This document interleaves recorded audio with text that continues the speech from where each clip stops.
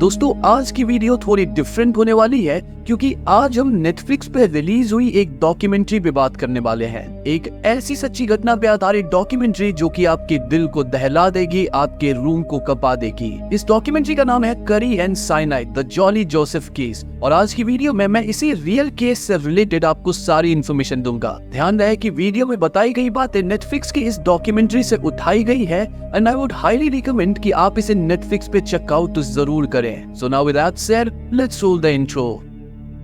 तो इस सच्ची घटना की सबसे महत्वपूर्ण पार्ट जॉली जोसेफ है और हम कहानी को उसी की जिंदगी से शुरू करेंगे। तो जॉली कट्टापन्ना नामक टाउन से है जो कि केरला के इडुक्की डिस्ट्रिक्ट में स्थित है। जॉली के माता पिता किसान थे और जॉली ऐसे घर में रह के खुश नहीं थी जहां रोजी रोटी कमाने के लिए घर के हर एक सदस्य को काम करना पड़ता था। जॉली हमेशा से शौकीन थी और उसे आलिशान जिंदगी जीनी थी। शायद यही वजह है कि जॉली एक रॉय नामक इंसान से प्यार कर बैठती है क्योंकि रॉय पुन्नमत्तम फैमिली से था जो कि केरला के कुराथई गांव के काफी जाने माने और रिस्पेक्टेड फैमिली थे। जॉली और रॉय लव लेटर्स एक्सचेंज करते थे और इनके प्यार की खबर रॉय के भाई और बहन को थी। इस पॉइंट पे मैं आपको रॉय के फैमिली मेंबर्स के बारे में थोड़ा और बता देता हूँ। तो रॉय के माता पिता का नाम था टॉम थॉमस और अन्नम्मा थॉमस और रॉय का एक भाई और एक बहन थी जिनका नाम था रोजो और रेंजी। अन्नम्मा एक स्कूल में टीचर थी और टॉम भी एजुकेशन डिपार्टमेंट में ही काम करते थे। यही वजह है कि इनके फैमिली में एजुकेशन को लेके काफी इंपॉर्टेंस दिया जाता था। कुछ साल बाद रॉय अपने घर पे बता देता है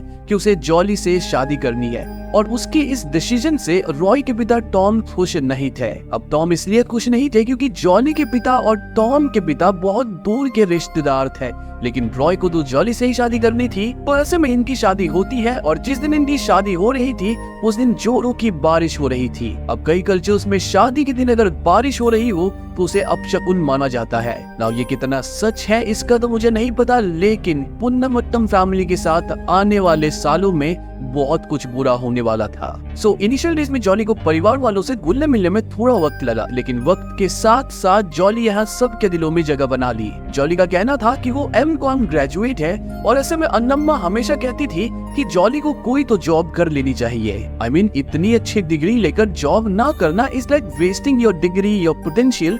लेकिन फॉर सम रीजन जॉली बिल्कुल भी जॉब करना नहीं चाहती थी। कुछ समय बाद जॉली को एक बेटा हुआ जिसका नाम रेमो रखा गया। अन्नम्मा जॉली से अब भी कहती थी कि तुम कोई नौकरी ढूंढ लो, रेमो का ख्याल तो मैं रख ही लूंगी। नाउ ये नौकरी वाली बात अब बहस में बदलने लग गई थी और अन्नम्मा तो जॉली के पिता से भी इस बारे में बात करना चाहती थी। नाउ जॉली बिल्कुल भी नहीं चाहती थी कि उसकी सास यानी अन्नम्मा जॉली के पिता से बात करे क्योंकि इससे जॉली का झूठ बाहर आ जाता। कौन सा झूठ? वेल, जॉली एम.कॉम की ही नहीं थी, जी हाँ, बल्कि वो कॉलेज ड्रॉप आउट थी, वो भी फर्स्ट ईयर में। यही वजह है कि जॉली को ये जॉब वाली बात चुभती थी और अन्नम्मा के कारण उसका ये झूठ बाहर आ सकता था। खैर 2002 में एक दिन सुबह के टाइम पे अन्नम्मा की तबीयत एकदम से बिगड़ जाती है और वो कहती है कि मुझे लगता है कि मैं मरने वाली हूँ। घर के लोग अन्नम्मा को अस्पताल ले जाते हैं, लेकिन अस्पताल पहुँचने के कुछ ही मिनटों बाद अन्नम्मा की मौत हो जाती है। सबको लगता है कि उनकी मौत नेचुरल कॉजेज से हुई होगी, इसलिए पोस्टमार्टम वगैरह की कोई पहल नहीं होती। ऐसे भी अन्नम्मा काफी बूढ़ी थी तो किसी का भी शक जॉली पे रत्ती भर नहीं जाता। अन्नम्मा की मौत के बाद से जॉली एकदम बदल सी गई। I mean, वो घर की पूरी रिस्पॉन्सिबिलिटी लेने लगी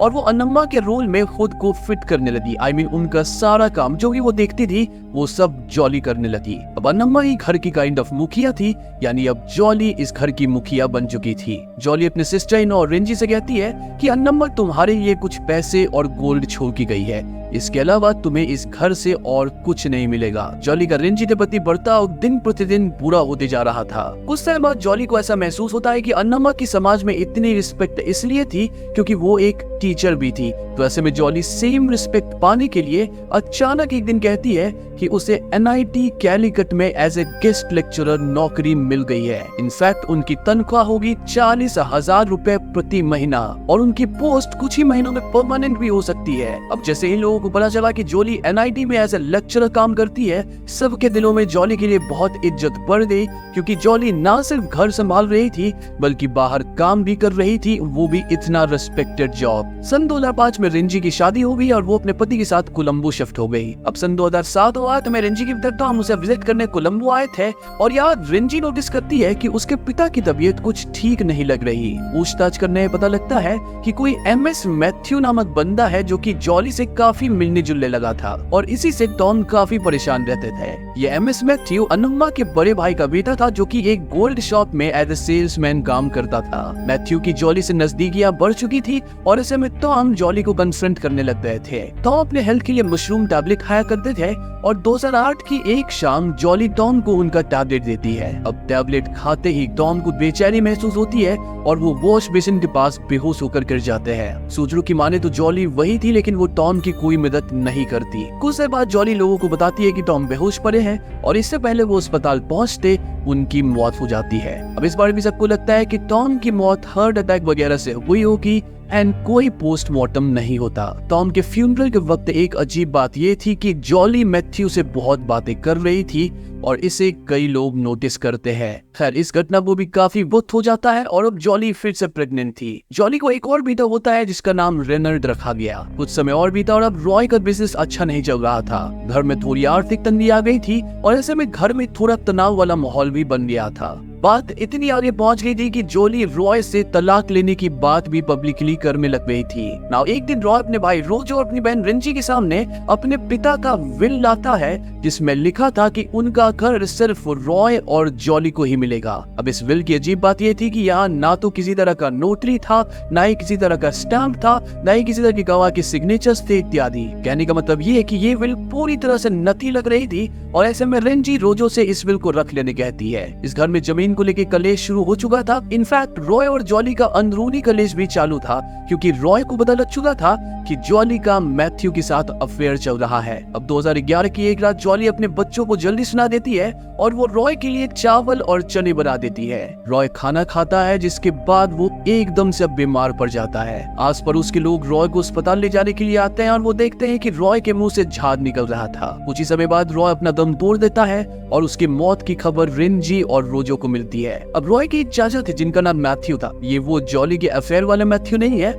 दूसरे है, तो इन्हें मैं अंकल मैथ्यू कह के पुकारूंगा। तो हाँ, अंकल मैथ्यू इस वाले केस में एकदम अड़ जाते हैं कि भैया रॉय का पोस्टमार्टम तो होना ही चाहिए क्योंकि वो इतने यंग एज में एकदम से कैसे मारा गया। इसलिए पोस्टमार्टम होता है और वहाँ पाया जाता है कि रॉय की साइनाइड पॉइजनिंग से मौत हुई थी। जी हाँ दोस्तों, दिस वाज शॉकिंग, लेकिन इस परिस्थिति के लिए भी जॉली के पास उपयुक्त जवाब था। वो कहती है कि रॉय लाखों के कर्ज में डूब चुके थे और ऐसे में वो बहुत परेशान रहने लगे थे और इसीलिए शायद वो खुद को मार लिए। आश्चर्य की बात यह है कि सभी लोग जॉली के इस बात को मान भी लेते हैं। ऑल्दो रिंजी और रोजो भी आप कुछ तो गड़बड़ लगता है क्योंकि रॉय की मौत के महीनों बाद भी कोई इंसान इनसे अपना उधार वापस मांगने आज तक नहीं आया। अब इस पॉइंट पर मैं आप व्यूअर्स को साइनाइड के बारे में थोड़ा सा बता देता हूँ। साइनाइड बहुत ही डेडली है जिससे कोई भी इंसान तुरंत मारा जाएगा, लेकिन साइनाइड नॉर्मल लोगों के लिए उपलब्ध भी नहीं है। कोई से जाके ऐसे ही नहीं ले सकता। ऑल्दो इसका इस्तेमाल सुनार लोग करते हैं गोल्ड को चमकाने के लिए। इस पॉइंट को आप याद रखना, वीडियो में आगे ये कनेक्ट होगा। हर 2012 में जॉली घर और जायदाद अपने नाम ट्रांसफर करवाने लग गई थी। इस पर जॉली के पास तगड़े नोटराइज्ड डॉक्यूमेंट्स थे, ऑल्दो वो फर्जी डॉक्यूमेंट्स ही थे। रोजो और रिंजी पुराने फर्जी विल और लीगल हेल्प की मदद से जॉली को रोक पाते हैं,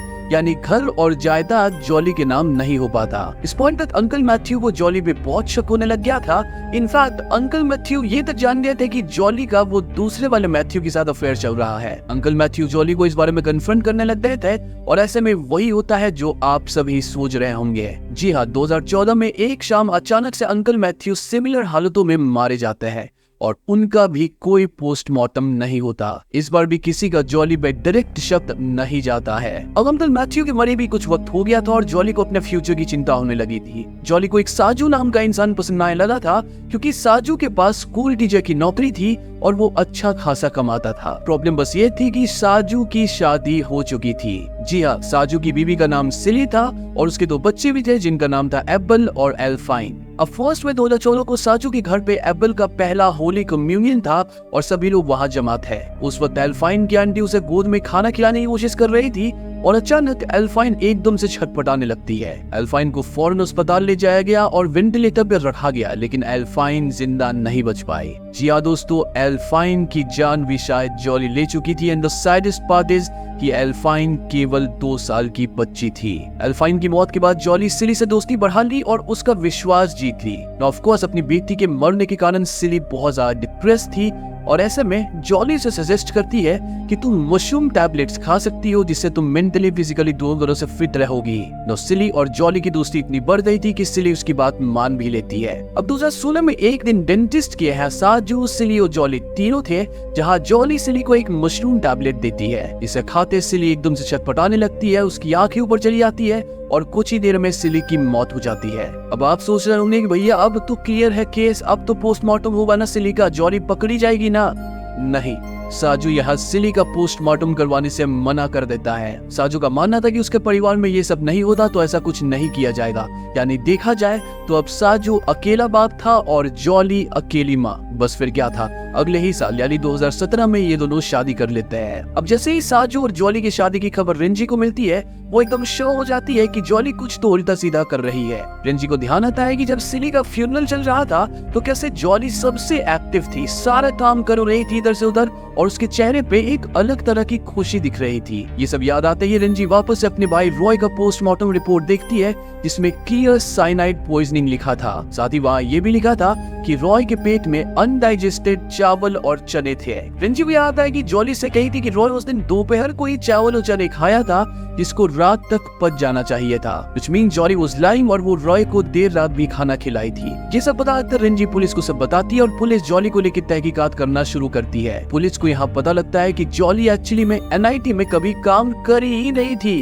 वो तो बस वहाँ ऐसे ही कैंटीन में खाने जाया करती थी। उसका एनआईटी वाला आईडी वगैरह सब फेक था। इनफैक्ट उसका जो मास्टर्स वाला डिग्री वगैरह था वो सब भी जाली डिग्री था। जी हाँ दोस्तों, दरअसल रॉय के पिता टॉम का एजुकेशनल कंसल्टेंसी था जहाँ कई स्टूडेंट्स अपनी डिग्रीज वगैरह बेचते थे। तो जॉली इन्हीं में से किसी का डिग्री लेके उसके नाम वगैरह मिटा के अपना नाम डाल दी थी, जिससे उसका जाली डिग्री तैयार हो गया था। रेंजी रोजो इस पूरे मामले पे जांच चाहते थे और ऐसे में मारे गए 6 लोगों की लाशों को फिर से उनके कब्र से निकाला जाता है। क्यों निकाला गया? वेल, इस उम्मीद में कि उन पे केमिकल एनालिसिस करके कहीं साइनाइड पॉइजनिंग के सबूत मिल पाए। इस पॉइंट तक ये खबर मीडिया में आ गई थी और आसपास के लोगों तक को काफी कुछ पता लगने लग गया था। लोग यहाँ दो पक्ष में थे, एक जो रेंजी और रोजो को ही कोस रहे थे क्योंकि वो लोग अपने परिवार के मामले में ऐसे बखेरे बना रहे थे और मरे हुए लोगों के कब्र को वापस खुदवा रहे थे। कहने का मतलब जो लोग मर गए उन्हें भी शांति से नहीं सोने ले रहे हैं। उनका मानना था कि ये सब जमीन जायदाद के लिए हो रहा है और जो भी हो रहा है गलत हो रहा है। वहीं कुछ ऐसे भी लोग थे जो कि जॉली को ही हत्यारा मान रहे थे। जॉली अपने बेटे रेमो को कॉल करके कहती है कि सब लोग मुझे फंसा रहे हैं, तो अपनी मौसी भैया से बात करके उन्हें समझाओ। रेमो जो कि पढ़ाई करने शिमला में था, शायद वो रेंजी को कॉल करता है, लेकिन रेंजी कहती है कि जॉली गलत की है और तुम इसके बीच में मत पड़ो। इस सब भसड़ के बीच रेमो को भागकर घर वापस आना पड़ता है। रेमो यहाँ अपनी माँ जॉली से पूछता है क्या तुमने कुछ गलत किया है, जिसके जवाब में जॉली कहती है कि मुझसे कुछ गलतियां हुई है। इसके बाद पता नहीं वो क्या कहती है, लेकिन रेमो फौरन रेंजी को कॉल करके कहता है कि उन सभी 6 लोगों को मेरी माँ ही मारी है। अगली सुबह रेंजी फौरन रेमो को ले जाती है क्योंकि देखा जाए तो रेमो भी सेफ नहीं था और उसी दिन पुलिस भी जॉली को गिरफ्तार करती है। इस साल 2019 की घटना है जब जॉली गिरफ्तार हुई और उन पे केस दर्ज हुआ। मैं आपको बता दूं कि ये केस अब तक चल रहा है। इनफैक्ट जॉली ही वो कत्ले की थी, ये बात अब तक प्रूव नहीं हो सकी है। बस इस केस के कुछ इंपॉर्टेंट एस्पेक्ट जरूर सामने आए हैं और वो मैं आपको बता देता हूँ। फर्स्ट ऑफ ऑल, पुलिस को जॉली के घर पे एक डब्बा जरूर मिला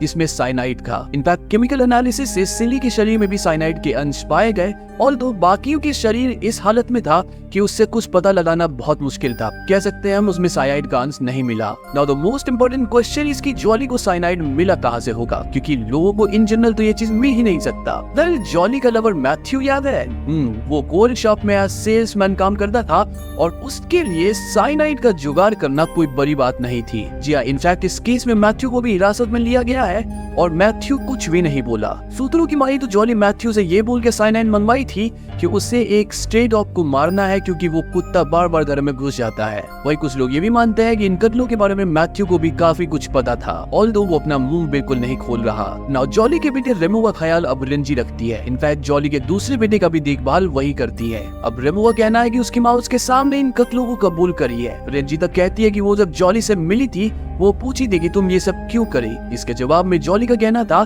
कि ये सब तो बस मुझसे हो गया सिचुएशन के कारण, ऐसे भी जीसस सबको माफ करते हैं तो वो मुझे भी माफ कर ही देंगे। अब जैसा कि मैंने आपको बताया कि ये केस अभी तक चल ही रहा है, तो हाँ, इस सिक्के के भी 2 पहलू हैं। जॉली की डिफेंस लॉयर बी अलूर का कहना है कि जॉली निर्दोष है, उसे फंसाया गया है जमीन जायदाद हड़पने के लिए और उसके घर में भी जो साइनाइड की बोतल मिली है उसे बाद में रखा गया है। अलूर कहते हैं कि 6 कत्लों में सिर्फ एक पोस्टमार्टम हुआ है रॉय का और रॉय शायद खुद को मारा होगा। देन बाकी किसी ने भले ही पोस्टमार्टम नहीं हुआ लेकिन फिर भी डॉक्टर्स को देख के पता नहीं चल रहा था कि मौत नेचुरल कॉजेस से हुई है या फिर किसी दवा की वजह से या किसी जहर की वजह से है। देन आप पूछोगे कि जॉली फेक सर्टिफिकेट्स भी तो बनाई थी, इतना सारा झूठ बोल रही थी। वेल, फेक सर्टिफिकेट रखने से कोई कातिल तो साबित नहीं हो जाता ना। इस देश में कई लोगों के पास फेक सर्टिफिकेट्स हैं जो कि जॉब्स के लिए लेते हैं या किसी और कारण से, तो क्या सभी कातिल हैं? इन बात लोग कहते हैं कि जॉली इन कत्लों की जिम्मेदारी अपने बेटे या रेंजी के सामने ली है। वेल, इसका सबूत क्या है? ऐसे में पुलिस कस्टडी में कही गई बातों को ठोस सबूत नहीं माना जाता है।